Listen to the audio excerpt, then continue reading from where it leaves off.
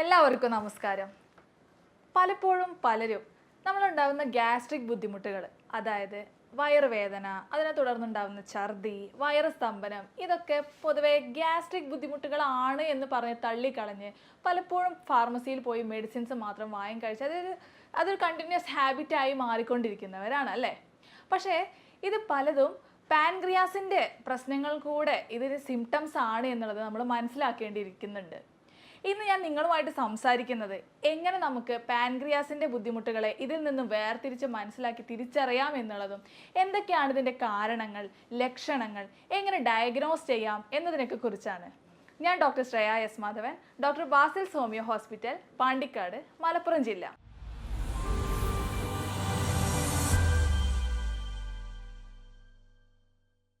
ഞാൻ നേരത്തെ പറഞ്ഞ പോലെ തന്നെ പൊതുവെ ഗ്യാസ്ട്രിക് സിംറ്റംസിന് എല്ലാത്തിനും കോമൺ ആയിട്ട് കാണപ്പെടുന്നതാണ് ഈ വയറുവേദന എന്നുള്ളത്.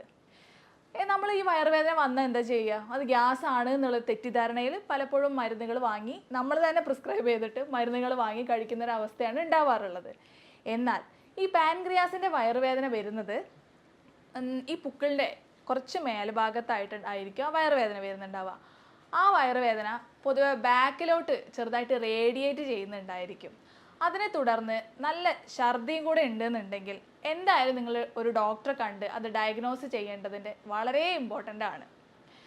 അതുപോലെ തന്നെ നമുക്ക് ഈ പാൻക്രിയാസിനെ സംബന്ധിച്ചിടത്തോളം ആൽക്കഹോൾ ഹാബിറ്റ് എന്നുള്ളതും അത് നമുക്ക് പെട്ടെന്ന് മനസ്സിലാക്കിയെടുക്കാവുന്നതാണ്.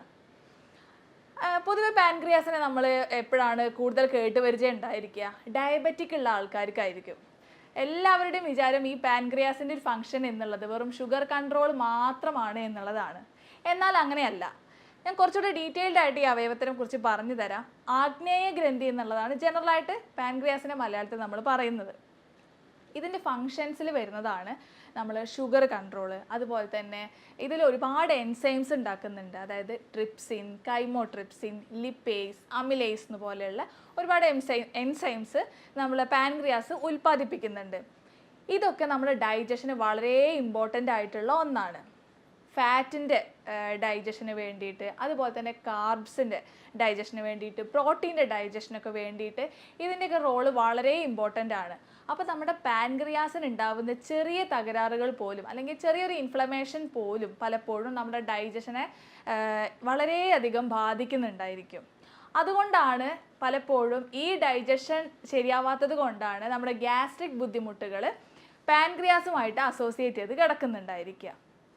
അതുപോലെ ഞാൻ ഈ പറഞ്ഞ പോലെ തന്നെ ഇമ്പോർട്ടൻ്റ് ആണ് പാൻക്രിയാസിൻ്റെ മറ്റൊരു ഫങ്ഷനാണ് ഷുഗർ കൺട്രോൾ എന്നുള്ളത്.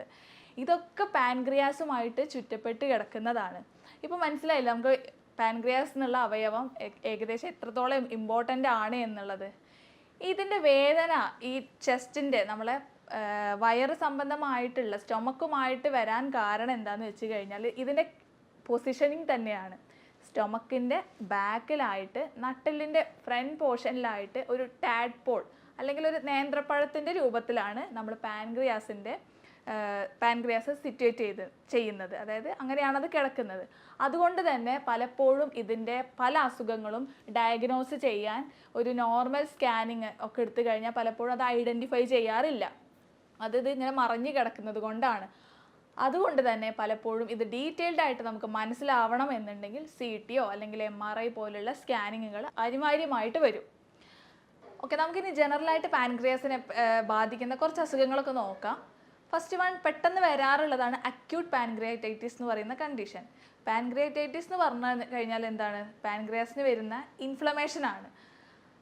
അതുപോലെ തന്നെയാണ് ക്രോണിക് പാൻക്രിയാറ്റൈറ്റിസ് എന്ന് പറയുന്ന കണ്ടീഷൻ.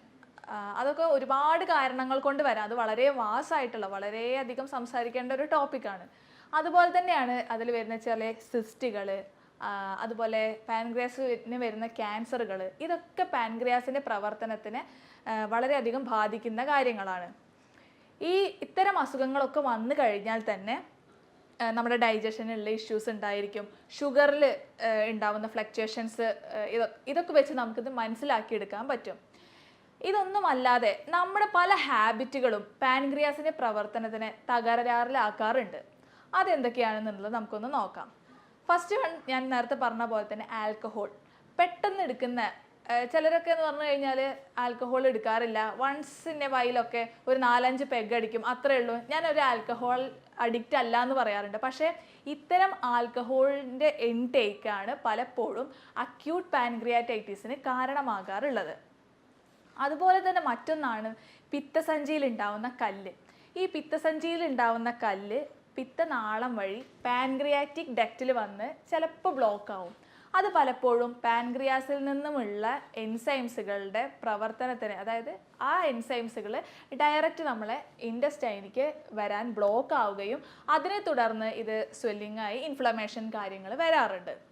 പിന്നെ മറ്റൊന്നാണ് ഓവറായിട്ട് നമ്മൾ സ്റ്റിറോയിഡ്സ് അടങ്ങിയിട്ടുള്ള മെഡിസിൻസ് മറ്റും എടുക്കുന്നത്. ഇതും പാൻക്രിയാസിൻ്റെ പ്രവർത്തനത്തിന് വളരെയധികം ബാധിക്കാറുണ്ട്. പിന്നെ മറ്റൊന്നാണ് സ്മോക്കിങ്ങും ഇതുപോലെ തന്നെ പാൻക്രിയാറ്റൈറ്റിസ് പോലുള്ള കണ്ടീഷൻസ് ഉണ്ടാക്കുന്നവയാണ്. പിന്നെ മറ്റൊരു കണ്ടീഷനാണ് ഹൈപ്പർ കാൽസീമിയ എന്ന് പറഞ്ഞിട്ടുള്ള കണ്ടീഷൻ. അതായത് നമ്മൾ രക്തത്തിൽ അല്ലെങ്കിൽ ബോഡിയിൽ ഓവറായിട്ട് കാൽസ്യം അടങ്ങിയിട്ടുണ്ട് എന്നുണ്ടെങ്കിൽ ഇതുപോലെ പാൻക്രിയാസിനെ പ്രവർത്തനത്തിന് തകരാറിലാക്കാറുണ്ട്. അതുപോലെ മറ്റൊന്നാണ് ട്രൈഗ്ലിസറൈഡ്സ്. ഇതൊക്കെ നമുക്ക് എങ്ങനെ ഫൈൻഡ് ഔട്ട് ചെയ്യാമെന്ന് വെച്ച് കഴിഞ്ഞാൽ ബ്ലഡ് ടെസ്റ്റ് ചെയ്യാൻ ടോട്ടൽ കൊളസ്ട്രോൾ നോക്കുന്ന സമയത്ത് അതിൽ ഉപരിയായിട്ട് ട്രൈഗ്ലിസറൈഡ്സ് നോർമലിനെക്കാട്ടിലും വളരെയധികം ട്രൈഗ്ലിസറൈഡ്സ് കൂടുതലായിട്ട് അടങ്ങിയിട്ടുണ്ട് എന്നുണ്ടെങ്കിലും ഇതുപോലെ തന്നെ പാൻക്രിയാറ്റൈറ്റിസ് ഉണ്ടാക്കാൻ സാഹചര്യം ഉണ്ടാക്കും. ഈ ട്രൈഗ്ലിസറൈഡ്സ് എന്ന് പറയുന്നത് നമ്മുടെ ഭക്ഷണത്തിൽ നമ്മളായിട്ട് വരുത്തി വെക്കുന്ന കൊളസ്ട്രോളുകളാണ്. ഈ കൊളസ്ട്രോളിലെ തന്നെ ഏറ്റവും ചെറിയ ഘടകങ്ങളാണ് ട്രൈഗ്ലിസറൈഡ്സ്. അതുകൊണ്ട് തന്നെ നമ്മുടെ ഭക്ഷണ രീതികളും ഇതിൽ നിന്ന് വളരെ ശ്രദ്ധിക്കേണ്ടതായിട്ടുണ്ട്. ഓവറായിട്ട് ഫാറ്റി ഫുഡ് കഴിക്കുന്ന ആൾക്കാർക്കും ഇതുപോലെ പാൻക്രിയാറ്റൈറ്റിസ് പോലുള്ള കണ്ടീഷൻസ് ഉണ്ടാക്കാറുണ്ട്. അതുപോലെ പാൻക്രിയാസിൽ വരുന്ന ചില സ്റ്റോണുകളൊക്കെ ഇതുപോലെ തന്നെ പ്രവർത്തനത്തിന് തകരാറിലാക്കുന്നവയാണ്. പിന്നെ പല വൈറൽ ഇൻഫെക്ഷൻസും പാൻക്രിയാറ്റൈറ്റിസ് പോലുള്ള കണ്ടീഷൻസ് ഉണ്ടാക്കാറുണ്ട്. ഞാൻ നേരത്തെ പറഞ്ഞല്ലോ, പലപ്പോഴും ഒരു 15% പാൻക്രിയാസിൻ്റെ പ്രശ്നങ്ങൾ നമ്മൾ കണ്ടെത്താൻ പലപ്പോഴും വഴുകാറുണ്ട്. അതിൻ്റെ പ്രധാന കാരണം എന്ന് പറഞ്ഞു കഴിഞ്ഞാൽ ഈ പൊസിഷൻ, പാൻക്രിയാസിൻ്റെ പൊസിഷൻ കൂടിയാണ്. അതിന് എന്താണെന്നുണ്ടെങ്കിലും നിങ്ങളുടെ MRI CT അങ്ങനെ എന്തെങ്കിലും ചെയ്യാൻ പറഞ്ഞിട്ടുണ്ട് എന്നുണ്ടെങ്കിൽ, വയറുവേദന ഒക്കെ മാറാത്ത വയറുവേദനയോ ബുദ്ധിമുട്ടുകളോ ഉണ്ട് എന്നുണ്ടെങ്കിൽ പലപ്പോഴും ഡോക്ടേഴ്സ് അത് റെക്കമെൻഡ് ചെയ്യും. അത് യഥാവിധി അതിന് വേണ്ട ബ്ലഡ് ടെസ്റ്റുകൾ കാര്യങ്ങൾ എടുക്കുക എന്നുള്ളത് തന്നെയാണ് ഇത് ഫൈൻഡ് ഔട്ട് ചെയ്യാനുള്ള ഏറ്റവും പ്രധാന പോംവഴി. ഇനി ക്രോണിക് പാൻക്രിയാറ്റൈറ്റിസ് എന്ന് പറയുന്ന കണ്ടീഷൻ എന്ന് പറയുന്നത് ഒരുപാട്, ഞാൻ ഈ പറഞ്ഞ കാര്യങ്ങൾ തന്നെ ഓവറായിട്ട് വരുന്ന സാഹചര്യങ്ങളിലും ക്രോണിക് പാൻക്രിയാറ്റൈറ്റിസ് വരാം. പിന്നെ അത് ഒരു വലിയൊരു ടോപ്പിക് തന്നെയാണ് ഈ പാൻക്രിയാറ്റൈറ്റിസിൻ്റെ കാര്യത്തിൽ എടുക്കുകയാണെന്നുണ്ടെങ്കിൽ.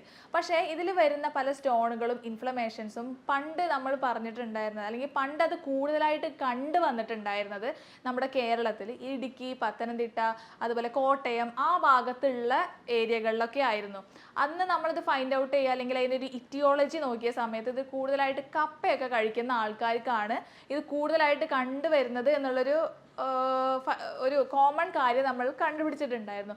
പക്ഷേ അതിനൊരു സയൻറ്റിഫിക് പ്രൂഫ് ഒന്നുമില്ല. ഈ കപ്പയിലുള്ള പല കണ്ടന്റുകളും ആണ് ഇതിന് ഇൻഫ്ലമേഷൻ ഉണ്ടാക്കുന്നത് എന്നുള്ളതായിരുന്നു നമ്മൾ മനസ്സിലാക്കിയിട്ടുണ്ടായിരുന്നത്. പക്ഷേ ഇന്നത് പല ജനറ്റിക് വേരിയേഷൻ കാരണം ഈ പാൻക്രിയാറ്റൈറ്റിസ് ചിലരിൽ കണ്ടുവരുന്നുണ്ട് എന്നുള്ളത് നമ്മൾ ഫൈൻഡ് ഔട്ട് ചെയ്തിട്ടുണ്ട്. അത് തന്നെ കൂടുതലായിട്ടും ഈ 10 to 12 അല്ലെങ്കിൽ 10 to 20 വയസ്സ് റേഞ്ചിലുള്ള ആൾക്കാർക്ക് അല്ലെങ്കിൽ കുട്ടികൾക്കാണ് ഇത് കൂടുതലായിട്ട് സ്റ്റാർട്ടിങ് കണ്ടുവരാറുള്ളത്.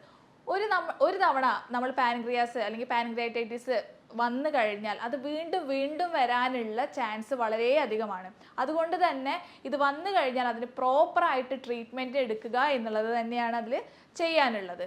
പിന്നെ ഞാൻ നേരത്തെ പറഞ്ഞല്ലോ, ക്യാൻസറിൻ്റെ കണ്ടീഷൻ വരുന്ന സമയത്ത് നമുക്ക് റൂൾ ഔട്ട് ചെയ്യാവുന്നതാണ് CA-99 എന്നുള്ള മാർക്കർ. അത് ടെസ്റ്റ് ചെയ്യുക. പക്ഷേ ക്യാൻസർ വന്നു കഴിഞ്ഞാൽ അല്ലെങ്കിൽ കൂടുതലായിട്ട് കോംപ്ലിക്കേറ്റഡ് ആയിട്ടുള്ളൊരു കണ്ടീഷൻ പാൻക്രിയാസിന് വന്നു കഴിഞ്ഞാൽ നമുക്ക് മറ്റ് സിംറ്റംസും കൂടെ റൂൾ ഔട്ട് ചെയ്യാൻ പറ്റും. അതെന്തൊക്കെയാണെന്ന് വെച്ച് കഴിഞ്ഞാൽ ശരീരം ഭയങ്കരമായിട്ട് മെലിയാൻ തുടങ്ങും, ഓവറായിട്ടുള്ള ക്ഷീണം ഉണ്ടായിരിക്കും. നമ്മളെ മോഷൻ ശ്രദ്ധിച്ചു കഴിഞ്ഞാൽ പാൻക്രിയാസിൻ്റെ ഒരു പ്രധാന ഫങ്ഷൻ ആണല്ലോ കൊഴുപ്പിനെ വിഘടിപ്പിക്കുക അല്ലെങ്കിൽ ദഹിപ്പിക്കുക എന്നുള്ളത്. ഈ കൊഴുപ്പിൻ്റെ വിഘടനം അല്ലെങ്കിൽ ദഹനം പ്രോപ്പറായിട്ട് നടന്നിട്ടുണ്ടാവില്ല. അപ്പോൾ നമുക്ക് മോഷൻ പോകുന്ന സമയത്ത് അല്ലെങ്കിൽ മലത്തിൽ തന്നെ ഓയിലി ടെക്സ്ചറായിട്ട് കാണാൻ പറ്റും. നമ്മൾ ടോയ്ലറ്റ് പോയി കഴിഞ്ഞാൽ മോഷൻ പാസ് ചെയ്ത് കഴിഞ്ഞാൽ അത് വെള്ളത്തിൻ്റെ മേൽഭാഗത്തായിട്ട് ചെറിയ ഓയിൽ ഓയിൽ പോയ പോലുള്ളൊരു ടെക്സ്ചർ കാണാൻ പറ്റും. ഇതൊക്കെ പാൻക്രിയാസിന് ബുദ്ധിമുട്ടുകൾ ഉണ്ടാക്കുന്നുണ്ട് എന്നുള്ളതിൻ്റെ ഒരു സിംറ്റം ആയിട്ടാണ് നമുക്ക് മനസ്സിലാവുന്നത്. പിന്നെ ഡാർക്ക് കളർ യൂറിൻ വരുന്നുണ്ട് എന്നുണ്ടെങ്കിലും ഇതും പാൻക്രിയാസിൻ്റെ ബുദ്ധിമുട്ട് അല്ലെങ്കിൽ ഒരു ക്യാൻസർ സ്റ്റേജിലേക്ക് പോയിട്ടുണ്ട് എന്നുള്ളതിൻ്റെ സിംറ്റമാണ്. അതുകൂടാതെ തന്നെ ശരീരത്തിൽ പലയിടങ്ങളിലായിട്ടുള്ള ചൊറിച്ചിൽ കാര്യങ്ങൾ, സ്കിന്നിൽ ഉണ്ടാകുന്ന പല ഡിസ്കളറേഷൻസ് ഒക്കെ പാൻക്രിയാസിന് ഉണ്ടാകുന്ന ബുദ്ധിമുട്ടിൻ്റെ അല്ലെങ്കിൽ പാൻക്രിയാസിന് ഉണ്ടാകുന്ന ഇൻഫ്ലമേഷൻ്റെ ഭാഗമായിട്ടായിരിക്കാൻ ചാൻസ് ഉണ്ട്. അതിനെ അസോസിയേറ്റ് ചെയ്ത് വരുന്ന പ്രമേഹവും ഇങ്ങനെ നമുക്ക് എല്ലതും കൂടെ എടുത്ത് നമുക്ക് റൂൾ ഔട്ട് ചെയ്ത് കഴിഞ്ഞാൽ തന്നെ പാൻക്രിയാസിൻ്റെ ഇൻഫ്ലമേഷൻ ആണോ എന്നുള്ളത് മനസ്സിലാക്കാൻ പറ്റും. ഇനി നമുക്ക് എന്തൊക്കെ ഭക്ഷണങ്ങൾ ഇതിൽ ശ്രദ്ധിക്കേണ്ടതായിട്ടുണ്ട് എന്നുള്ളത് നമുക്കൊന്ന് നോക്കാം. ഭക്ഷണത്തിൻ്റെ കാര്യം എടുത്ത് നോക്കുകയാണെന്നുണ്ടെങ്കിൽ നമ്മൾ ശ്രദ്ധിക്കേണ്ടത് എന്താണെന്ന് വെച്ച് കഴിഞ്ഞാൽ ഒരു 20% ഫാറ്റി ആയിട്ടുള്ള ഫുഡ് കുറയ്ക്കുക. ഫാറ്റ് നമ്മൾ ഭക്ഷണത്തിൽ നിന്നും ഒരു 20% കുറയ്ക്കാൻ വേണ്ടിയിട്ട് ശ്രദ്ധിക്കുക. ആൽക്കഹോൾ എടുക്കുന്നത് പരിപൂർണമായിട്ടും ഒഴിവാക്കുക എന്നുള്ളതാണ് രണ്ടാമത്തത്. അതുപോലെ തന്നെയാണ് സ്മോക്കിങ്ങും ആൽക്കഹോളും പരിപൂർണമായിട്ടും ഒഴിവാക്കാൻ വേണ്ടിയിട്ട് ശ്രദ്ധിക്കുക. പിന്നെ മറ്റൊന്ന് ഇലക്കറികളും പച്ചക്കറികളും ധാരാളമായിട്ട് ഫുഡിൽ ഇൻക്ലൂഡ് ചെയ്യാൻ വേണ്ടിയിട്ടും കൂടെ ശ്രദ്ധിക്കുക. അതുപോലെ നമുക്കുള്ളൊരു ശീലമാണ് പുറത്തുനിന്നുള്ള ഭക്ഷണ രീതികൾ. അത്തരം ഹാബിറ്റ് ഉണ്ടെന്നുണ്ടെങ്കിൽ മാക്സിമം അത് കുറച്ച് കൊണ്ടുവരിക. അതുപോലെ തന്നെയാണ് നമ്മൾ ഈ കാർബണേറ്റഡ് ആയിട്ടുള്ള ഡ്രിങ്ക്സ്, ചിലർക്ക് ദാഹിച്ച് കഴിഞ്ഞാലൊക്കെ പോയി കുടിക്കുന്നത് ഈ കാർബണേറ്റഡ് ഡ്രിങ്ക്സ് ആണ്. അത് മാക്സിമം ഒഴിവാക്കാൻ വേണ്ടിയിട്ട് ശ്രദ്ധിക്കുക.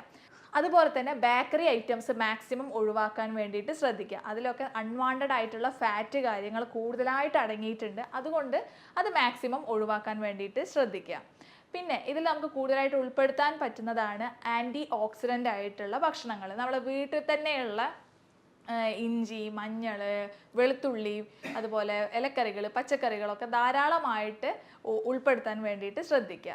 പിന്നെ മാക്സിമം സ്ട്രെസ് ഒഴിവാക്കുക, നന്നായിട്ട് ഉറങ്ങുക, വ്യായാമവും ഇതിൽ വളരെ ഇമ്പോർട്ടൻ്റ് ആയിട്ടുള്ള ഒരു കാര്യമാണ്. ഇത്തരം കാര്യങ്ങൾ ശ്രദ്ധിച്ചു കഴിഞ്ഞാൽ തന്നെ നമ്മൾ പാൻക്രിയാസുമായിട്ട് അസോസിയേറ്റ് ചെയ്തിട്ടുള്ള ബുദ്ധിമുട്ടുകളും അസുഖങ്ങളും മാക്സിമം ഒഴിവാക്കാൻ സഹായിക്കും. ഈ പറഞ്ഞ ഫുഡ് ഹാബിറ്റുകളും നന്നായിട്ടൊന്ന് ഫോളോ ചെയ്യാനും കൂടെ ശ്രദ്ധിക്കുക. ഹോമിയോപ്പതിയിൽ ഇത്തരം അസുഖങ്ങൾക്ക് നമുക്ക് വളരെ നല്ല ട്രീറ്റ്മെന്റ് ആണ് കൊടുക്കുന്നത്. ഓരോ വ്യക്തിയുടെയും അസുഖത്തിന്റെ കാരണം എന്താണെന്നുള്ളത് നമ്മൾ ഫൈൻഡ് ഔട്ട് ചെയ്ത് റെപ്പർട്ടറൈസേഷൻ ചെയ്ത് യൂറോപ്യൻ നിർമ്മിത സോഫ്റ്റ്വെയർ വഴി ഓരോ വ്യക്തിയെയും അനലൈസ് ചെയ്തിട്ടായിരിക്കും നമ്മൾ മെഡിസിൻസ് കൊടുക്കുന്നുണ്ടായിരിക്കുക. അതുകൊണ്ട് തന്നെ നമുക്ക് പെട്ടെന്ന് ഇതിനൊരു ക്യൂറും കിട്ടുന്നതായിരിക്കും. ഇതുമായി ബന്ധപ്പെട്ട് നിങ്ങൾക്ക് എന്തെങ്കിലും ഡൗട്ടോ കാര്യങ്ങളോ ഉണ്ടെന്നുണ്ടെങ്കിൽ നിങ്ങൾക്ക് എന്നെ കോൺടാക്ട് ചെയ്യാവുന്നതാണ്. എൻ്റെ വാട്സപ്പ് നമ്പർ ഇവിടെ കൊടുക്കുന്നുണ്ട്. ഞാൻ doctor Shreya S Madhavan, doctor Basil's homeo hospital, Pandikkad, Malappuram ജില്ല.